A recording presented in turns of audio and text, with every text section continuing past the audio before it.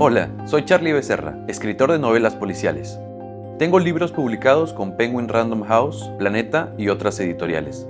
Mi primera novela, Solo vine para que ella me mate, ganó una mención especial en el Premio Nacional de Literatura de Perú.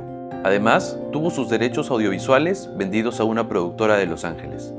Escribir es el oficio más hermoso en el que puedo pensar, pero requiere mucho compromiso. Dedico gran parte de mi tiempo a investigar historias reales y casos criminales. Así puedo entender la realidad de los hechos y escribir novelas policiales verosímiles. Con estas narrativas doy vida a detectives, asesinos y otros personajes por detrás del enigma de un crimen.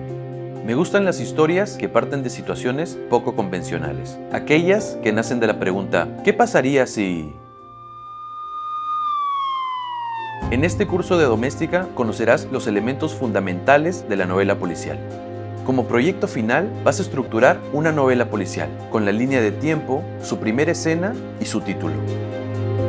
Para conocer a fondo este género tan cautivador, vamos a acompañar el proceso real de desarrollo de mi nueva novela policial.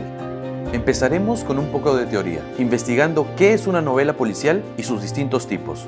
A continuación, aprenderemos cómo definir la trama de nuestra novela en una o dos líneas, el storyline. Enseguida, vamos a crear el perfil del detective y establecer el enigma. ¿Cuál es la gran pregunta de tu novela? Después, vamos a definir los sospechosos, las pistas y las subtramas, es decir, los elementos que nos ayudarán a resolver el misterio de la historia. Luego, pondremos título a nuestra novela y escribiremos su primera escena.